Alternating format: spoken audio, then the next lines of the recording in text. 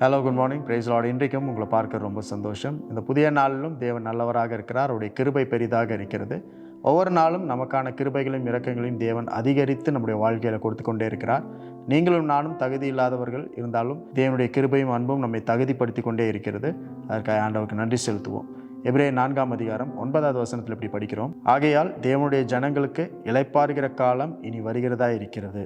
Busy busy busy என்ற வார்த்தையை நம்ம அடிக்கடி பயன்படுத்தி கொண்டே இருப்போம். நம்மளுக்கு நிற்கிறதுக்கு நேரம் இல்லை, சாப்பிட்றதுக்கு நேரம் இல்லை, தூங்குறதுக்கு நேரம் இல்லை. வீட்டிலேருந்து வேலைக்கு அவசரமாக போகிறோம், வேலையிலேருந்து வீட்டுக்கு அவசரமாக வருகிறோம். எப்பொழுதும் ஓடிக்கொண்டே இருக்கிறோம். பிள்ளைகளை பல நிகழ்ச்சிகளுக்கு கூட்டிகிட்டு போகிறோம். பிள்ளைகளை பல விளையாட்டுகளுக்கு நம்ம கூட்டிகிட்டு வருகிறோம். அவருடைய படிப்புக்காக டியூஷனுக்கு கூட்டிகிட்டு போகிறோம். அது மட்டும் இல்லாமல் நம்முடைய குடும்பத்தை பார்ப்பதற்கு அநேக காரியங்களுக்கு நம்ம ஓடிக்கொண்டே இருக்கிறோம். இன்றைக்கு ஆண்டவர் நம்மளை பார்த்து ஒரு கேள்வி கேட்டார்னா என்ன கேட்பார்னா, ஓடுகிற நீ ஓய்வது எப்போது? ஆனால் தேவன் தம்முடைய பிள்ளைகளுக்கு இன்று இளைப்பாறுதல் தருகிறவர். இனி இளைப்பாறுகிற காலம் வருகிறதா இருக்கிறது. உங்கள் வாழ்க்கையில் இளைப்பாறுகிற காலம் வருகிறது.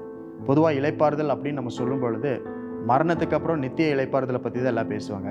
ஆனால் இந்த உலகத்தில் இளைப்பாறிக்கொண்டே தேவனுடைய நன்மைகளை பார்க்க, அவருடைய அற்புதங்களை பார்க்கறதுக்கு நம்மளுக்கு ஆண்டவர் கிருபையை தந்திருக்கிறார். ஆனால் அவைகளை பார்க்க முடியாத அளவுக்கு நம்ம கண்களை மறைக்கிற அளவுக்கு வேலைகள், குடும்பத்தின் கவலைகள், பாரங்கள், பிரச்சனைகள், வியாதிகள் இது எல்லாவற்றையும் பிசாசு கொடுத்து நம்மளை திசை திருப்பி கொண்டே இருக்கிறான். தேவன் ஓய்ந்திருந்தார். எல்லாவற்றையும் படித்ததுக்கப்புறம் ஓய்ந்திருந்தார். எதற்காக ஓய்ந்திருந்தார்னா, எல்லாம் செஞ்சு டயர்டாகல ஆண்டவர். இனி செய்வதற்கு ஒன்றுமே இல்லை, எல்லாவற்றையும் அவர் செய்து முடித்து விட்டார் என்ற காரணத்தினால் அவர் ஓய்ந்திருந்தார். We too have to rest in God. We have to rest in Christ and we have to rest in the finished works of God. கிறிஸ்துவுக்குள்ள நாம் ஓய்ந்திருக்க வேண்டும், இளைப்பாற வேண்டும்.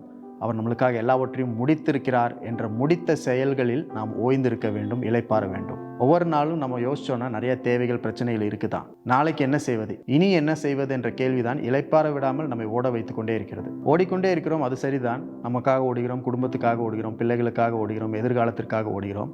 ஆனால் இயேசுவுக்காக நம்ம ஓடுகிறது கிடையாது. இயேசு கிறிஸ்துவில் இருக்கிற இளைப்பாறுதலை நாம் பார்க்கும் பொழுதுதான் இயேசுவுக்காக நம்மளால் ஓட முடியும். இன்னொரு காரியம் என்னவென்றால், இளைப்பாறுதல் உங்களை தேடி வராது, நீங்கள் இளைப்பாறுதலை தேட வேண்டும்.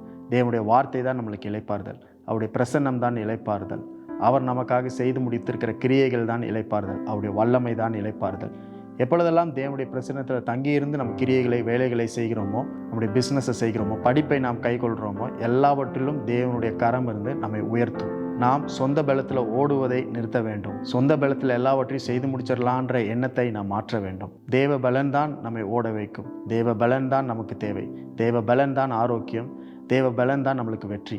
இங்கிலீஷில் எப்படி சொல்லுவாங்க, சூஸ் ஸ்மார்ட் ஒர்க் தென் ஹார்ட் ஒர்க். கடின வேலையை காட்டிலும் விவேகமான வேலையை தெரிந்தெடுக்கும் பொழுது நம்ம எல்லாவற்றையும் சேவ் பண்ண முடியும். நம்முடைய எனர்ஜியை, நம்முடைய பணத்தை, நம்முடைய பொருளாதாரத்தை, நேரத்தை எல்லாவற்றையும் நம்மளால் சேமிக்க முடியும். நேரமே இல்லை என்ற காரியத்தை நம்மளால் சொல்ல முடியாது. இளைப்பாறுவதற்கு நேரமே இல்லை, ஓய்வெடுப்பதற்கு, ரெஸ்ட் எடுக்கிறதுக்கு நேரமே இல்லைன்னு யாராவது சொன்னாங்கன்னா அது ரொம்ப பரிதாபத்துக்குரிய காரியம். இந்த உலகம் ரொம்ப பிஸியான உலகம். வேலை பிஸியானது தான். நம்ம படிப்பு, நம்முடைய பிஸ்னஸ், நம்முடைய வீட்டு வேலைகள் எல்லாமே ரொம்ப பிஸியாக தான், அது இல்லைன்னு சொல்லலை.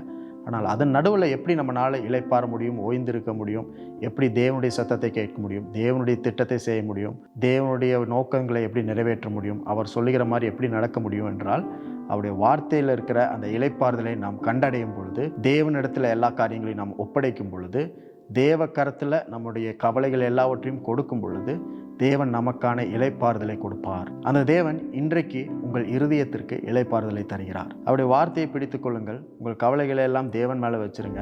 தேவன் உங்களுக்கு பலன் தருவார். அந்த பலத்தில் செய்யணுன்ற நம்பிக்கை, விசுவாசம் உங்களுக்குள்ளே ஏற்படட்டும். உங்கள் அறிவு, ஞானம், எக்ஸ்பீரியன்ஸ் இவைகள் எல்லாம் செய்ய முடியாத காரியங்களை தேவனுடைய வார்த்தை செய்து முடிக்கும். ஆகவே தேவனுடைய வார்த்தையை பிடித்துக் கொள்ளுங்கள்.